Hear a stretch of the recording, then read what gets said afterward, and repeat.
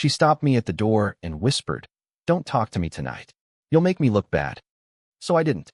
For 3 hours, I stayed silent while she worked the room, laughed too hard, and pretended I wasn't there. Every glance she shot my way, I gave her exactly what she asked for, nothing. Eventually she broke, pulled me aside, shaking, mascara smeared. "Why are you ignoring me?" she cried. I didn't answer. I was still doing what she told me to do. For context, I'm Jake, 29M. My girlfriend, Melissa, is 27F. We've been together a little over 2 years, living together for 8 months.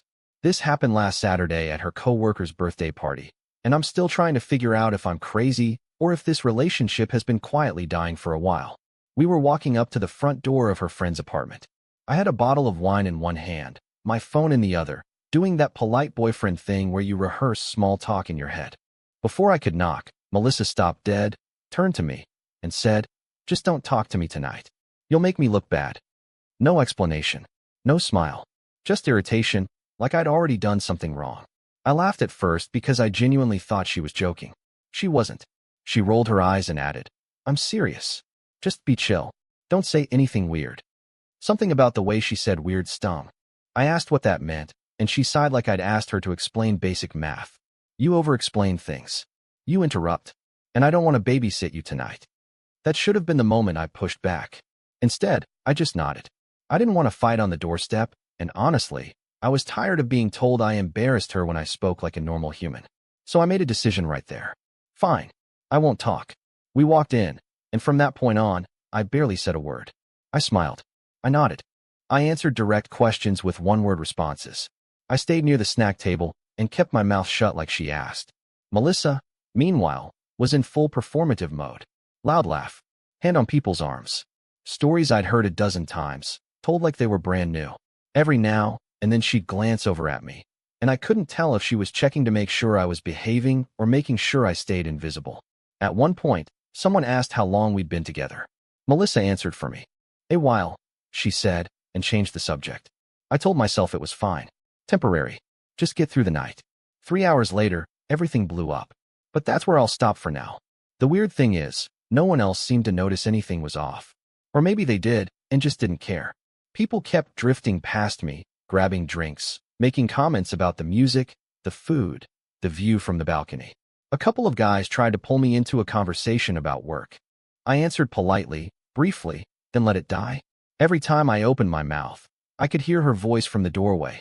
"Don't talk. You'll make me look bad." Melissa didn't come over once to check on me. Not a "you okay?" Not even a look that said we were still on the same team. When she did look my way, it was sharp, assessing, like she was scanning for damage control. At one point, her friend Lauren handed me a beer and said, "You're really quiet tonight." I smiled and said, "Yeah." She waited for more. I didn't give it. She glanced over at Melissa, who was mid-story across the room, laughing way too hard at something unfunny.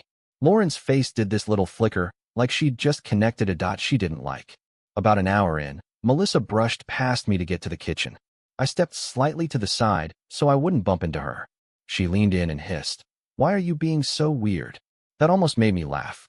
I kept my voice low. "I'm doing what you asked." She scoffed. "I didn't mean be a statue. You're being awkward."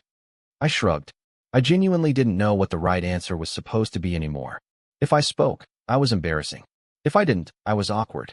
There was no version of me that fit whatever image she wanted to project tonight. She rolled her eyes and walked away before I could respond. That's when I realized something uncomfortable. She didn't want me to behave. She wanted me to perform correctly. Quiet, but not too quiet. Present, but not noticeable. Boyfriend-shaped, without any personality edges. So I stayed quiet. I watched her tell a story about a recent work presentation, exaggerating her role, cutting out the part where I stayed up late helping her rehearse. I watched her accept compliments like they were owed. I watched her introduce me to someone as Jake, instead of my boyfriend. By the 2-hour mark, people were getting tipsy. Conversations got louder. The music got turned up. And Melissa's mood started to shift. She kept looking at me. Not quick glances anymore. Long ones. Something was building. And I had no idea yet that she was about to completely lose it. The breakdown didn't start loud. It started petty. She came over and stood directly in front of me, blocking my view of the kitchen like she expected me to snap to attention. "Are you mad at me?" she asked, already annoyed, already defensive. I shook my head. No. She narrowed her eyes. Then why are you acting like this? I'm not acting, I said. I'm just not talking. Like you asked. That was the wrong answer. She laughed, sharp and humorless, then turned to the couple next to us and said, See? This is what I deal with. Like I was a prop in a joke she'd rehearsed. They laughed awkwardly. I didn't. Melissa crossed her arms. You're doing this on purpose. For once, I said calmly. I'm doing exactly what you wanted. Her face flushed. She opened her mouth, closed it, then said, God, you always do this. You make everything about you. That caught the attention of a few people nearby. I could feel eyes shifting toward us. I stayed quiet. That's when she lost it. So you're just going to stand there and sulk all night? She snapped. You think this makes you look mature? It makes you look like an asshole. I didn't raise my voice. I didn't roll my eyes. I just said, I'm not sulking. She threw her hands up. Unbelievable. You come to my friend's party and embarrass me like this. Someone muttered, Hey, maybe, but Melissa cut them off. No, it's fine, she said loudly. He's just doing his thing. The silent treatment. Because apparently I'm the villain for asking him not to make everything weird. That's when it clicked for me. This wasn't about me talking too much, or being awkward, or embarrassing her. This was about control. She wanted me responsive when she wanted, invisible when she didn't, and grateful either way. I finally said one thing. Just one. You told me not to talk. The room went quiet. Melissa stared at me like I'd slapped her. Her eyes filled instantly, not with sadness, but with rage and humiliation. I can't believe you'd throw that back at me, she said, voice shaking. Wow. Just wow. She turned to her friends, voice cracking dramatically. I try so hard with him, and this is what I get. Then she started crying. Full breakdown. Loud. Shaking. Accusing me of ignoring her, of punishing her, of making her look crazy in front of everyone. I stood there, silent again, realizing something terrifyingly calm. This relationship wasn't fragile. It was already broken. People rushed in like they were responding to a fire alarm. Lauren put an arm around Melissa. Someone handed her a napkin. Another friend shot me a look like I'd just kicked a puppy. I hadn't moved. Melissa was crying hard now, gasping between words. He does this all the time, she sobbed. He shuts down and makes me feel insane. He knows it hurts me, and he does it anyway. That was news to me. Lauren looked over at me, eyebrows raised, clearly expecting an explanation. I opened my mouth, then stopped. I could already hear how it would sound. Defensive. Petty. Like I was backtracking. So I said nothing. That somehow made it worse. See, Melissa said, pointing at me without looking. He won't even deny it. Lauren sighed and said, Jake, maybe you should apologize. This isn't the time. Apologize. For what exactly? For listening? For being quiet? For not reading her mind correctly? I felt weirdly detached, like I was watching myself from across the room. The noise felt distant. The music was still playing. Someone laughed near the balcony. Life just kept going. Melissa pulled away from Lauren and stepped toward me again, eyes red, mascara starting to smudge. Say something, she demanded. Anything. Do you even care? I met her eyes. I do. Then why are you humiliating me? There it was. That word again. Humiliating her. Not us. Not the situation. Me as a prop in her image. I'm not trying to, I said quietly. I'm just tired. Tired? She snapped. You think I'm not tired? I have to manage you everywhere we go. That landed hard. Manage me. I felt something settle in my chest. Not anger. Not sadness. Just clarity. A clean, cold understanding. I didn't realize I was that much work, I said. She froze, like she hadn't expected that tone. For a split second, the performance dropped. Then it snapped right back. Wow, she said, loud enough for everyone nearby. So now you're playing the victim. She turned away from me dramatically. I can't do this tonight. I just wanted one normal evening. She grabbed her coat and stormed toward the door, telling everyone she needed air. Two friends followed her immediately. I was left standing alone by the snack table, holding a warm beer I didn't remember opening. A guy I barely knew leaned over and said, Man, rough night. I nodded. Inside, though, something had already ended. I just hadn't said it out loud yet. I stayed another 10 minutes after she left. Not because I wanted to, but because I genuinely didn't know what the right move was anymore. People avoided me. Conversations shifted away when I got too close. I caught fragments. Couples fight. She's really sensitive. He could have handled it better. No one asked what she'd said to me at the door. No one asked what I'd been told to do. Eventually, I grabbed my jacket and headed out. Melissa was sitting on the front steps when I opened the door, arms wrapped around herself, phone in hand. She looked up like she'd been waiting for me the whole time. Relief flashed across her face, then irritation. "So you finally decided to come check on me?" she said. I stood there. "I figured you wanted space." She laughed bitterly. "Unbelievable. I'm crying outside and you're inside making everyone think you're the calm, reasonable one." "I didn't say anything to anyone." "That's the problem," she snapped. "You let me look crazy." That sentence hit harder than anything else that night. "I didn't make you do anything," I said carefully. "You told me not to talk." "Oh my God, you're still on that," she said, standing up. "I said that so you wouldn't embarrass me, not so you'd punish me." "Punish her?" "By being quiet." "I wasn't trying to punish you," I said. "I was just done walking on eggshells." Her face hardened instantly. "So now I'm the bad guy." I didn't answer right away. I watched a car pass at the end of the street. I noticed how calm I felt. That scared me more than the fight itself. "I don't think you like me very much," I said finally. She stared at me like I'd spoken a foreign language. "That's insane. If I didn't like you, I wouldn't put up with you." Put up with me. There it was again. The framing. Me as a problem she tolerated. A liability she managed. A risk to her image. I nodded slowly. "That's kind of my point." Her voice rose immediately. "So you're just going to abandon me? After humiliating me in front of everyone?" "I didn't humiliate you," I said. "I disappeared. And you couldn't handle that." She opened her mouth to fire back, then stopped. For a split second, she looked unsure, like she realized something about herself she didn't like. Then she doubled down. "You're selfish," she said coldly. "You always have been." I didn't argue. I just said, "I'm going to go home." And for the first time all night, she didn't follow. The apartment was dark when I got home. Melissa hadn't beaten me there, which felt intentional, like she wanted me to sit with it. I dropped my keys in the bowl by the door and stood in the kitchen longer than necessary, staring at the sink. I kept replaying the night in my head, not to find what I did wrong, but to see if there was any version where I won.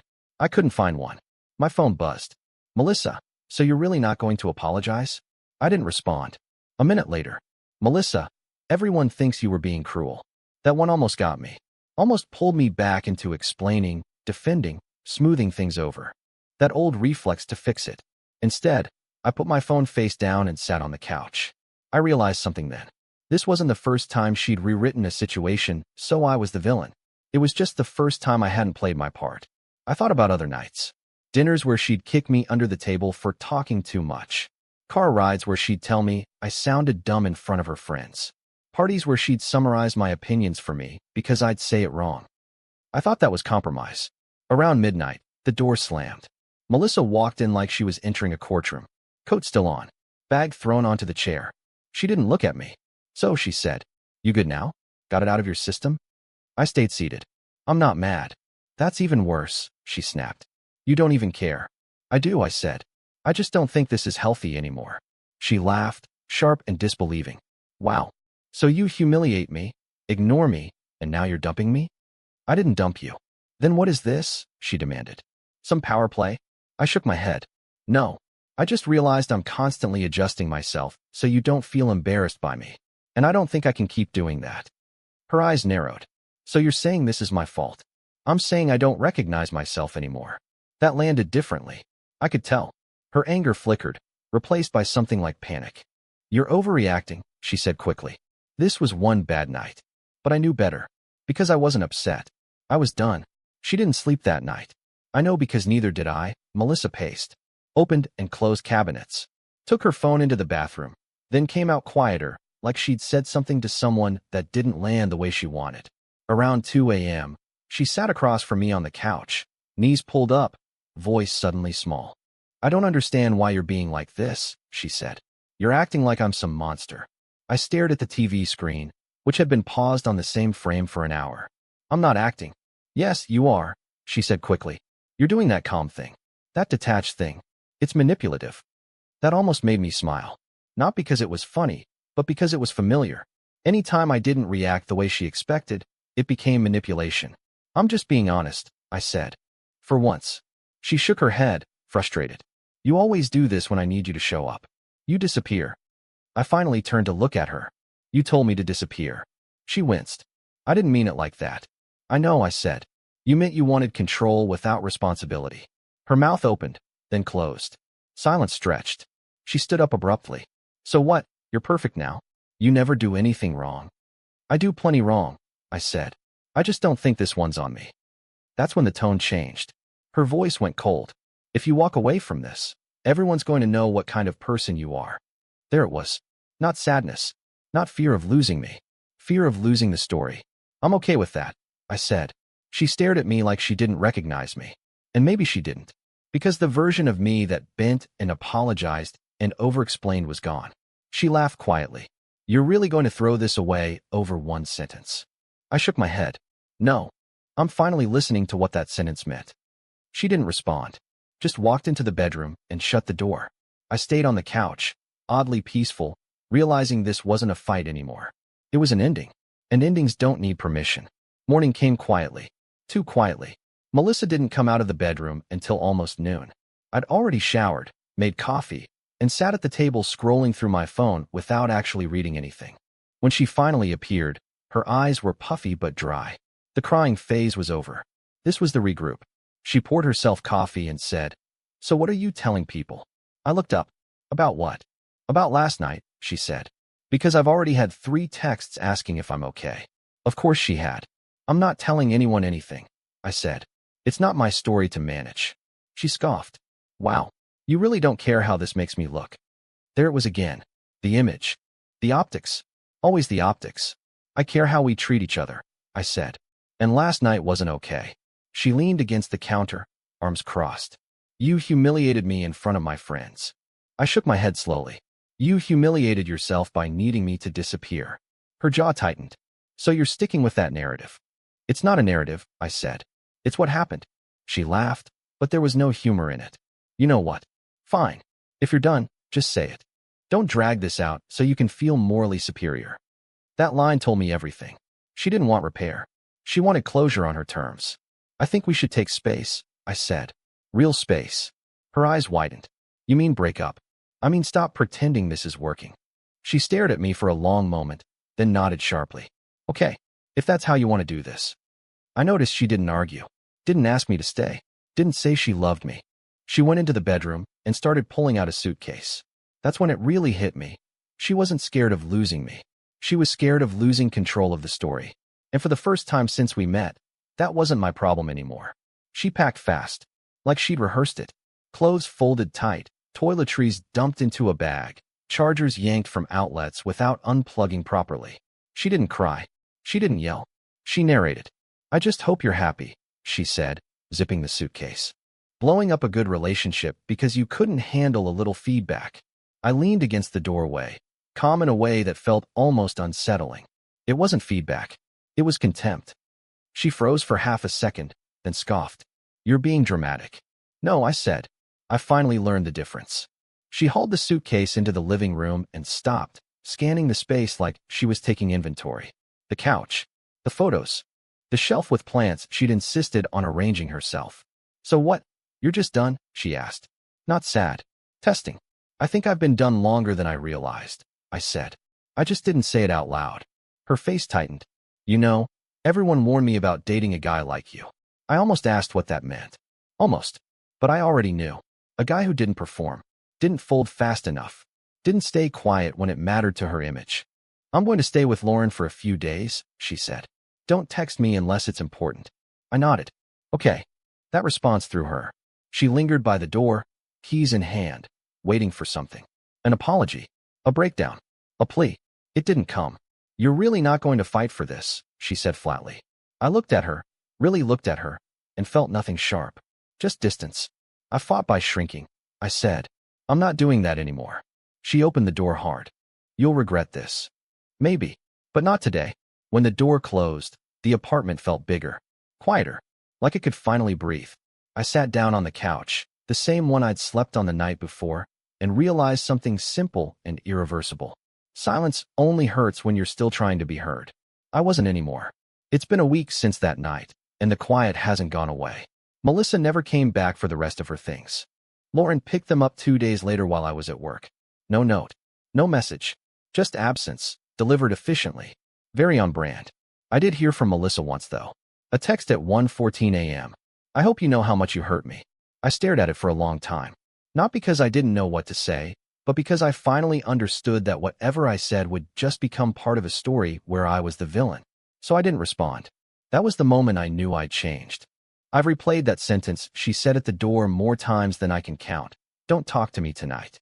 You'll make me look bad. At the time, I thought it was just her being stressed or snippy. Now I hear it clearly for what it was. It wasn't about the party. It wasn't about her friends. It was about how she saw me. Not as a partner. Not as someone on her side. But as a risk. A liability. Something to manage so her image stayed intact. And the craziest part? When I removed myself, when I actually did what she asked, she fell apart. Because I wasn't supposed to mean it. I was supposed to stay small, but still orbit her. Silent, but still available. Invisible, but still useful. I think that's what finally broke whatever was left. I don't hate her. I'm not angry. I'm just clear. Clear that love doesn't sound like warnings at doorways. Clear that respect doesn't require rehearsing your personality. Clear that anyone who's afraid of you making them look bad has already decided you're beneath them. So yeah, I ignored my girlfriend for 3 hours, and she had a breakdown. But the truth is, I stopped ignoring myself first. And once you do that, there's no going back.